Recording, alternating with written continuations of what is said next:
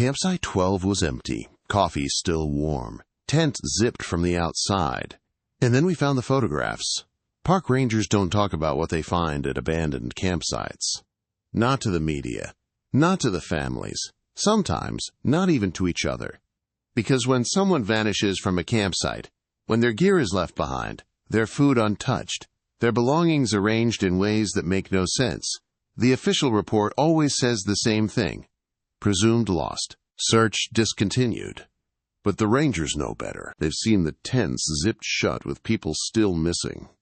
The fires left burning with no one tending them. The cameras full of photos that should never have been taken. Tonight, you're going to hear about 4 campsites, 4 incidents that were never fully explained. 4 times rangers arrived expecting routine and left with questions they're still afraid to answer.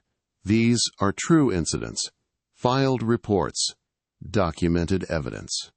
And after you hear them, you'll understand why some rangers refuse certain patrol assignments, because what they find at abandoned campsites stays with them forever. Incident 1. The Spiral Campsite. Location: Olympic National Park, Washington. Date: August 2016. Ranger: Jessica Ruiz. Jessica Ruiz had been a backcountry ranger for 6 years when she received the call about Campsite 9 in the Hoh Rainforest.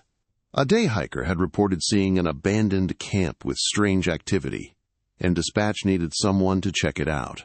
Strange activity. That could mean anything. Wildlife getting into food.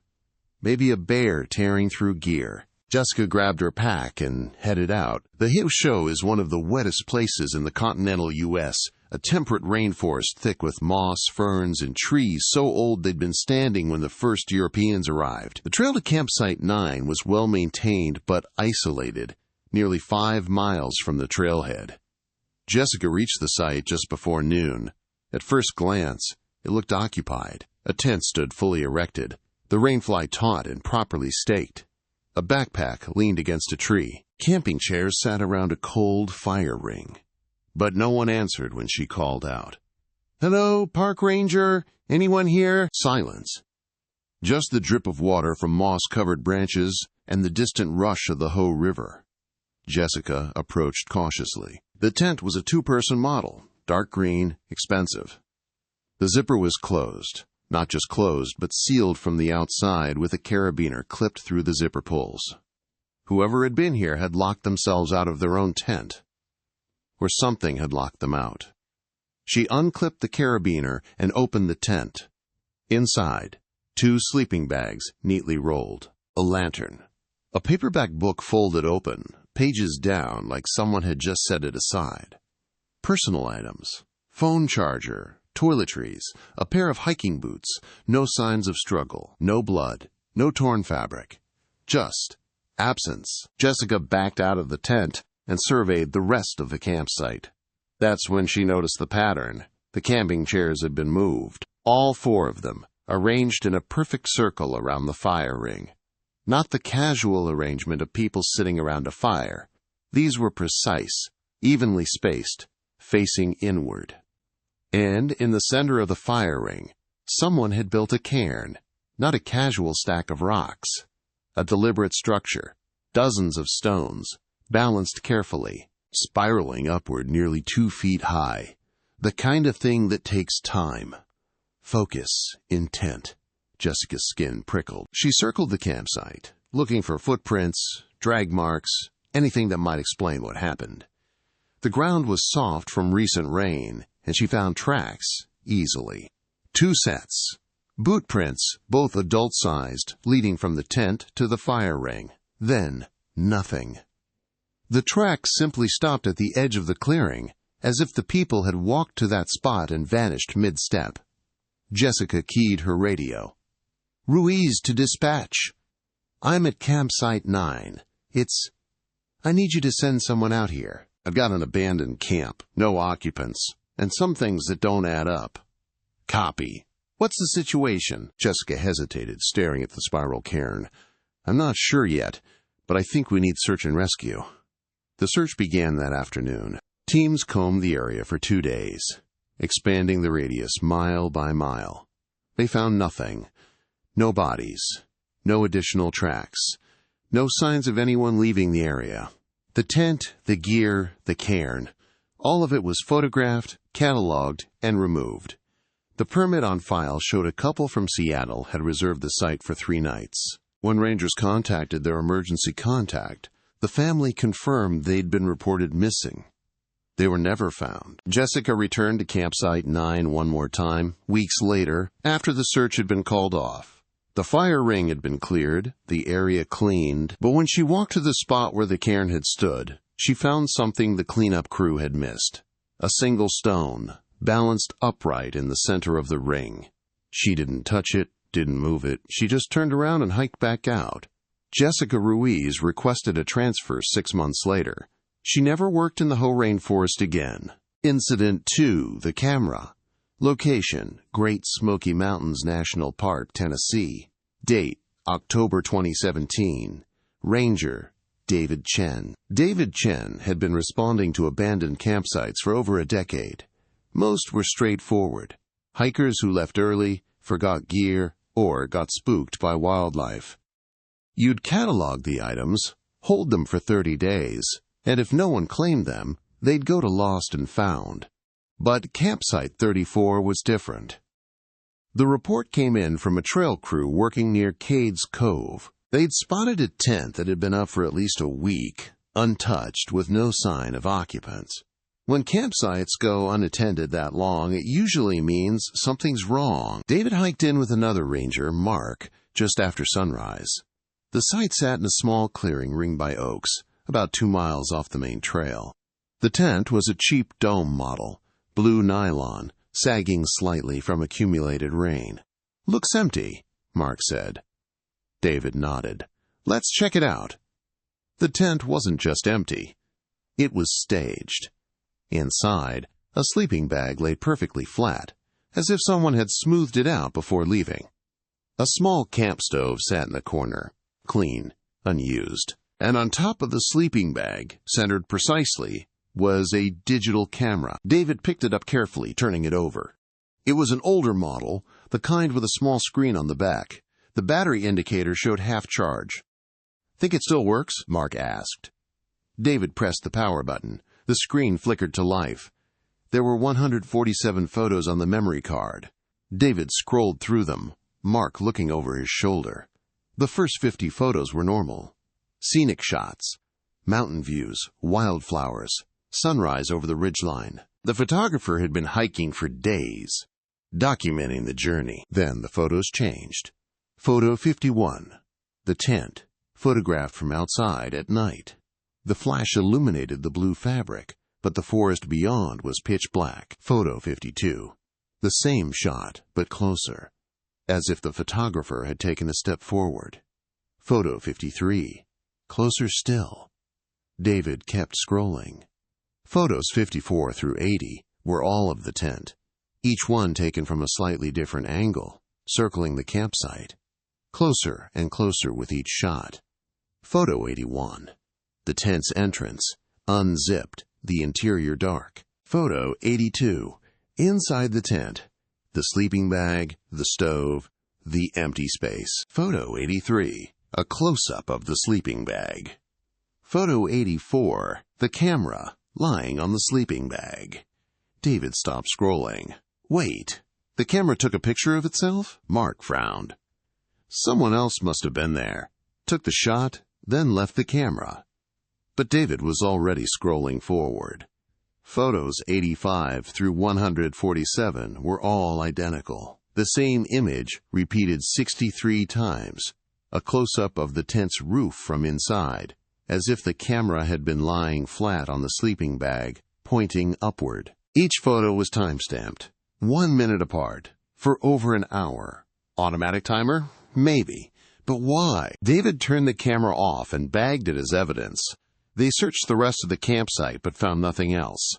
No permit, no ID, no other gear. Back at the ranger station, David uploaded the photos to his computer and examined them more closely. That's when he noticed something in the later shots, the ones of the tent roof. In photo 89, there was a shadow, faint, barely visible, but there. By photo 100, the The shadow was clearer.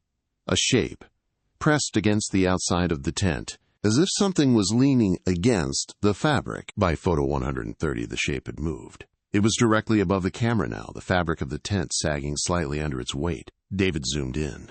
The shape wasn't random. It had definition. Contours. It looked like a hand. A very large hand, splayed against the roof of the tent, fingers spread wide. David sent the photos to the park's wildlife biologists, asking if they could identify what kind of animal might leave that impression. The response came back 3 days later, unable to determine. Recommend forwarding to law enforcement. The tent, the camera, and the photos were turned over to the National Park Service's Investigative Services Branch. David never heard what they concluded, but sometimes, late at night when he's reviewing photos from trail cams, he thinks about that hand pressed against the tent. And he wonders if the person who owned that camera is still out there, somewhere in the Smokies, watching the tents. Incident 3. The warm coffee. Location: Yosemite National Park, California. Date: June 2019. Ranger: Michael Torres. Michael Torres had drawn the early morning patrol, a routine sweep through the backcountry campsites near Tuolumne Meadows. It was peak season, and the campsites were usually full, which meant dealing with permit issues, bear sightings, and the occasional medical emergency. Campsite 12 was supposed to be occupied.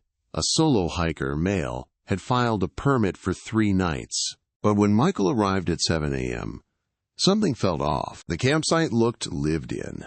A tent stood fully erected. A backpack hung from a bear cable. A camp chair sat next to a small table made from a flat rock, and on that rock, steam rose from a metal camping mug. Michael stopped at the edge of the clearing. "Hello?" he called out. "Park ranger, just checking in." No response. He approached the tent slowly, scanning the area. No one visible. No sounds of movement. The tent zipper was open, not just unzipped, but wide open. The flaps spread apart as if someone had rushed out in a hurry. Michael crouched next to the coffee mug. He held his hand over it. Warm. Very warm. Freshly poured. He stood and called out again, louder this time. "This is Ranger Torres with the National Park Service. If you're nearby, please respond." Silence. Michael stepped closer to the tent and peered inside. Sleeping bag, clothing, a headlamp, all neatly arranged. No signs of distress. He backed away and circled the campsite, looking for tracks. The ground was hard-packed granite and dirt, not ideal for prints, but he found a few partial impressions near the tent. Boot treads, size 10 or 11, leading away from the campsite toward the tree line. Michael followed them for about 50 feet. Then they vanished, not gradually, not fading into harder ground. They just stopped, as if the person had taken 3 steps and then ceased to exist. He returned to the campsite and checked the coffee again. Still warm, Michael keyed his radio. "Torres to dispatch. I've got an occupied campsite with no occupant present. Fresh coffee. Tent open, but no signs of the permit holder. Requesting backup for a search." "Copy that. What's your 20? "Campsite 12, Tuolumne." A pause. "Campsite 12? That's been flagged before." Michael frowned. "Flagged for what?" "Hang on, pulling the file." Okay, yeah. 3 incidents in the last 8 years. All abandoned campsites. No occupants ever located." Michael looked around the clearing, his unease growing. "And we're still issuing permits for it. It's marked as routine patrol recommended. But yeah, it's open." Michael spent the next hour documenting everything. He photographed the tent, the coffee, the tracks. He checked the permit records on his tablet. The hiker, a 34-year-old man from Oregon, had checked in at the ranger station 2 days earlier. No next of kin listed. Search and rescue arrived by midday. They expanded the search radius, called in helicopters, combed the surrounding trails and ridgelines. Nothing. The man was never found. But here's the detail that still haunts Michael. When the evidence team bagged the coffee mug to take back to the station, they noticed something etched into the bottom, scratched into the metal as if done with a knife or rock, were words, "Don't come back." The handwriting didn't match the permit holder's signature. And based on the oxidation of the scratches, the message had been carved at least a year before the man ever used the mug. Michael Torres still patrols Tuolumne Meadows, but he doesn't go to Campsite 12 anymore. Not since the day he returned to close the site and found a fresh mug of coffee sitting on the rock, still warm, with no one around for miles. Incident 4, the arranged site. Location: Boundary Waters, Minnesota. Date: September 2020. Ranger: Ann Bergstrom. Ann Bergstrom had been patrolling the Boundary Waters canoe area for 15 years. The BWCA is a wilderness of lakes, islands, and forests, where roads don't exist, and the only way in is by canoe. It's remote, quiet. The kind of place people go to disappear, intentionally. In September 2020, Anne received a call from a group of paddlers who'd come across an abandoned campsite on a small island in the middle of Knife Lake. They described it as, quote, disturbing, which was unusual. Paddlers in the Boundary Waters were used to solitude, used to the unexpected. Anne loaded her canoe and paddled out the next morning. Knife Lake is deep, cold, and surrounded by cliffs and pines. The island where the campsite sat was barely an acre, just a rocky outcrop with a few trees and a designated fire ring. As Anne approached, she saw the tent first. A solo setup, orange, positioned near the fire ring. But the way it was positioned, something felt wrong. She beached her canoe and climbed onto the island. The campsite wasn't abandoned, it was arranged. The tent stood perfectly centered in the clearing. The stakes were driven in at exact intervals, the lines pulled taut and symmetrical. The fire ring held a stack of logs, not a casual pile, but a structure, each log placed perpendicular to the one below, forming a perfect square tower. And around the tent, in a wide circle, someone had placed stones, not a random scatter. Each stone was evenly spaced, forming a perfect ring. Anne's breath caught. She called out, "Hello? Anyone here?" The wind whispered through the pines. Water lapped at the rocks. No one answered. She approached the tent and unzipped it. Inside, a sleeping bag, folded into a perfect square. A lantern, dead center. A journal, placed on top of the sleeping bag, open to a blank page. No other gear, no food, no clothing.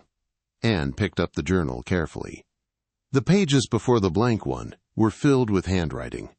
Tight, cramped, obsessive. She flipped to the first entry. Day 1. Finally alone. This is what I needed. Day 2. The silence is perfect. No voices, no people, just me and the water. Day 3. I heard something last night. Probably a loon. Or maybe a beaver. Hard to tell. Day 4. It's back. Whatever it is, I can hear it circling the island after dark. Day 5. I saw it, just for a second. Standing on the opposite shore. Watching. Day 6. It's not an animal. I don't know what it is, but it's not an animal. Day 7. I tried to leave this morning. My canoe is gone. I didn't move it. I tied it up. It was here yesterday. Day 8. The stones. I didn't put them there. I woke up and they were around the tent. A perfect circle. I counted them. 33 stones. I didn't put them there. Day 9. It came to the tent last night. I heard breathing. Right outside. I didn't look. I didn't move. I just waited until morning. Day 10. I understand now. The stones are a message. It's telling me to stay inside the circle. If I stay inside, I'm safe. Day 11.